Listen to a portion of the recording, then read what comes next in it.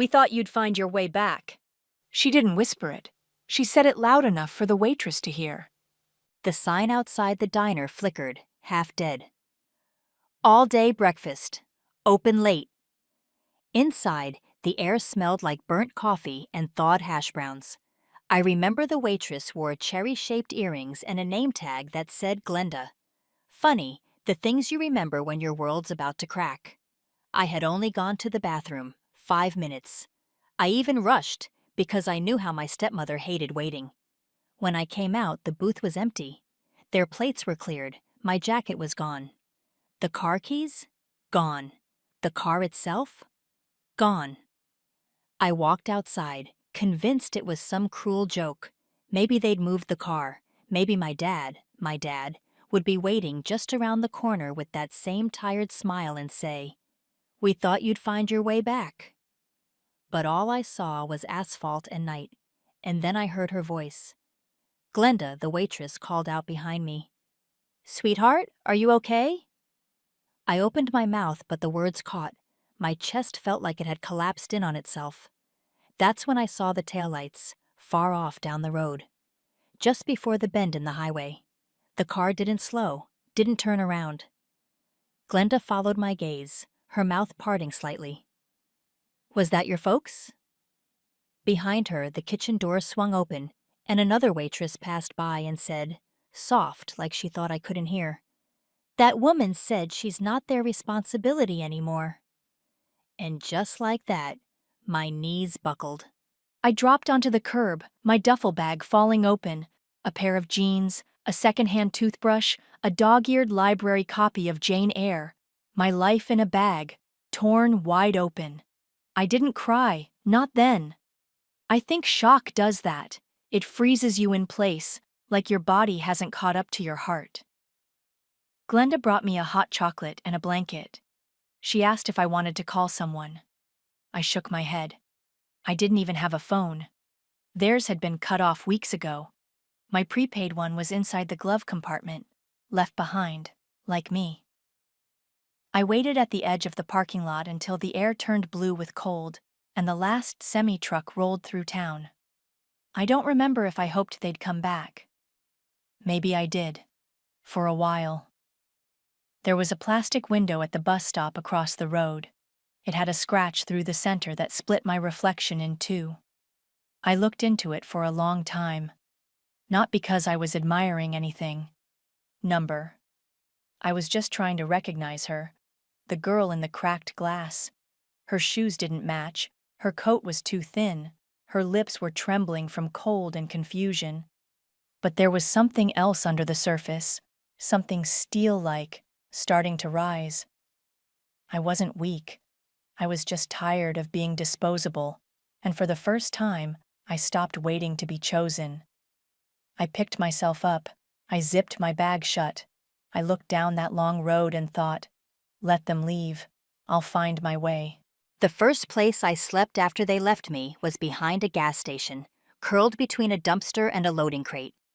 A janitor named Rick tossed me a bag of chips before his shift and muttered, "Get somewhere warm before midnight. Cops get twitchy." I didn't tell him I had nowhere warm to go. I didn't tell anyone. By the end of that week, I traded my library book for a bus pass and followed the sunrise west. The next town over had a diner with a crooked "Help Wanted" sign taped to the door. I stepped inside, half frozen, wearing the same clothes from the night they drove away. The manager gave me a once-over, then a name tag. He didn't ask for references. I didn't offer. I wiped tables, cleaned the men's bathroom, burned my wrist on the griddle 3 times that first month, slept in the storage room on a pile of old tablecloths when the winter storms knocked out the shelter's heating. No one knew. I told them I lived just outside town. I worked doubles, took the shifts no one wanted, never complained. Because I remembered what it felt like to be left. I remembered her voice, my stepmother, from 100 tiny moments. "Can you just watch Maddie for a bit? I need to rest." "You're not going to college this year, right? We need someone in the house." "It's not a sacrifice. You're part of this family." I was, until I wasn't. But I stayed quiet. Back then, silence felt safer than being seen. And here's the part they'll never know.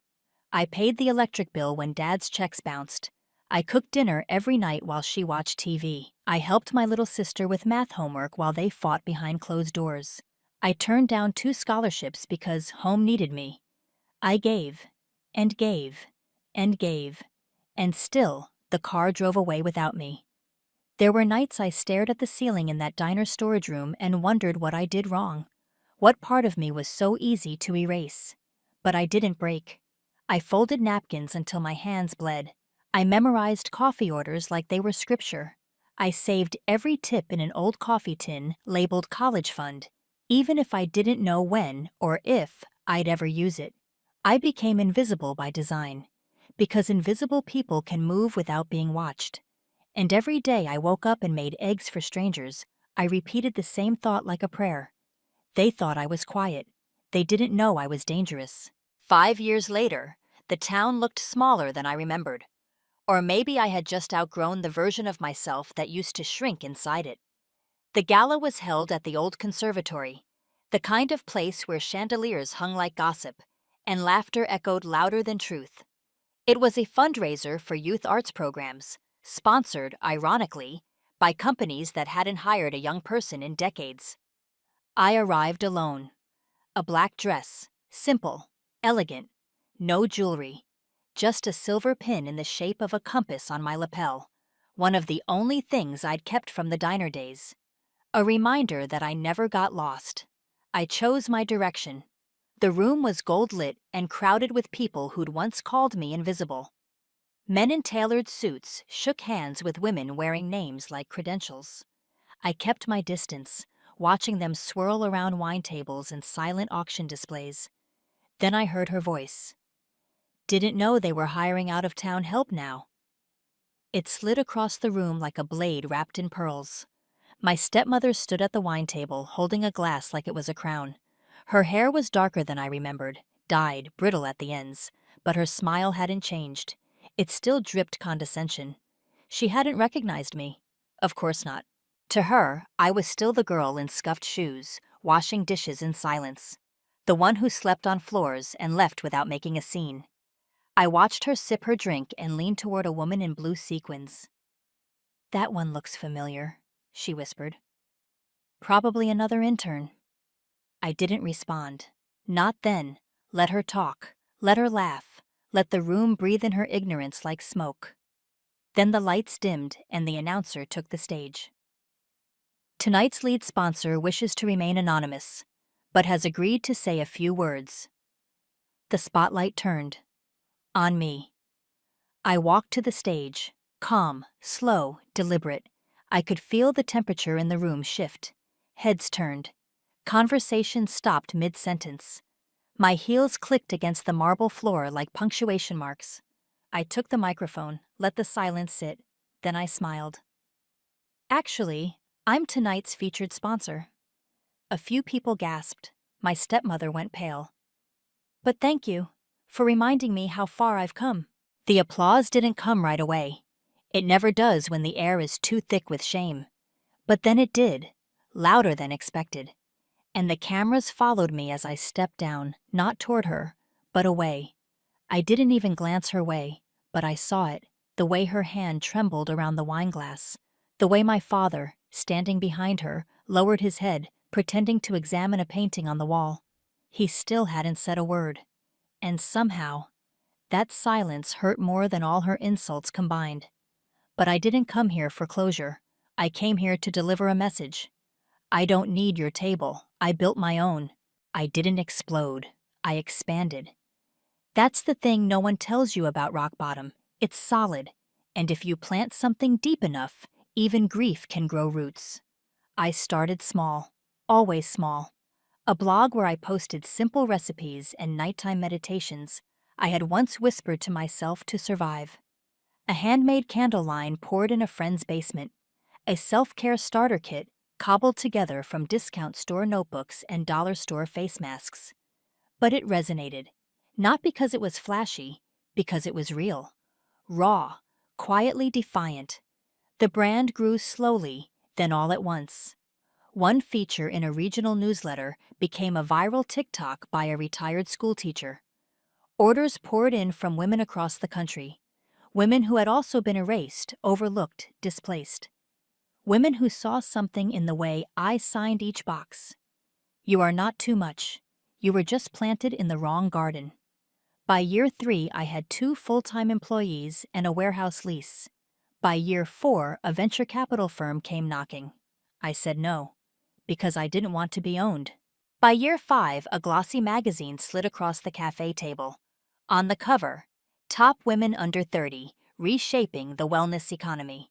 I didn't smile, but I didn't cry either. I had no one to call, no one I wanted to call. Instead, I walked to the park and sat under a tree I used to hide beneath as a child. And for the first time in my life, I felt full. I didn't know the unraveling had already started. My father's financial empire, propped up by aging clients and shallow partnerships, was crumbling under federal scrutiny. Some shady accounting, a whistleblower, headlines. My stepmother's lifestyle, her Botox, spa weekends, imported wines, began to weigh more than their mortgage. The whispers circled their gated community like crows. And then came the final reversal. The same local entrepreneurship summit they used to sponsor every spring? They were dropped. Quietly, without statement. The new keynote speaker? Me. I stood backstage that night, dressed in navy. No sparkle, just tailored control. I adjusted the lapel of my blazer and felt the weight of the silver compass pin still fixed there. A producer asked if I needed a teleprompter. I said no. The MC's voice rang out. Tonight's keynote is a woman who rose from nothing, whose story is not just one of business, but of transformation. Applause, flashbulbs, a sea of faces, and in the back row, row 12, far from the sponsors' table, I saw them. My father, my stepmother, sitting where they once ruled, clapping with robotic precision, smiling as if they hadn't lost everything. I didn't address them, not directly. But I said one thing before I stepped off that stage. Some people are born into power. Others build it from scrap. And brick by brick, we remember who we are. That night, my phone buzzed with a message from a number I hadn't seen in years. Maddie, they need help, please. They're not okay. I stared at the screen for a long time.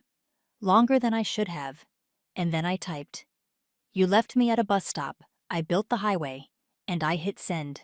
The dinner was held in a private room on the top floor of the old courthouse building, converted now into something polished and soulless.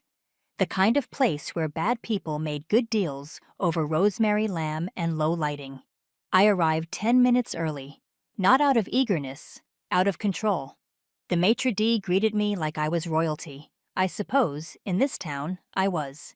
He guided me through a velvet-curtained hallway to a room so quiet it rang. Inside, a round table dressed in white linen, candlelight catching the crystal edges of wine glasses, everything meticulously arranged for something that smelled like reconciliation. Or pretense. They were already seated. My father, my stepmother, his old business partner, Roger Hemsley, the man who once patted my head like a dog and told me, "Girls like you grow into wives, not CEOs." Now he stood to shake my hand. "Look at you," he said with practiced charm. "All grown up, you've done well for yourself."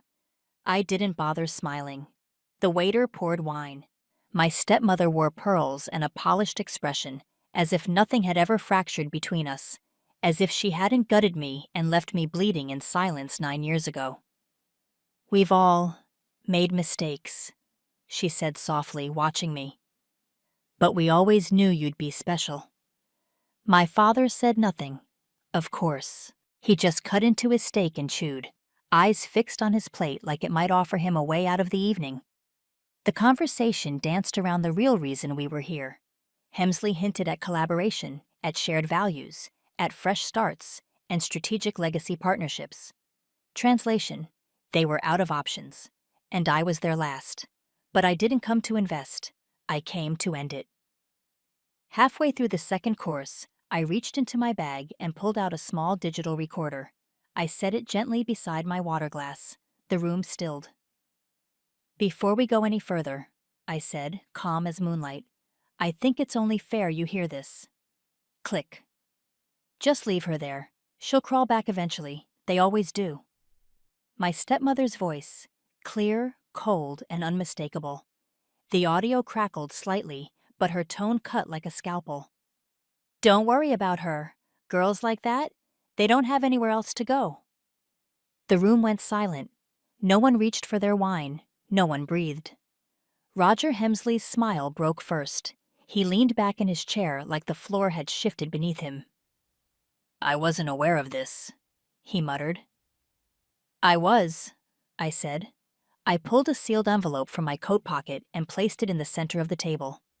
Inside, I said, you'll find my formal withdrawal from all discussions, collaborations, and obligations, legal or personal.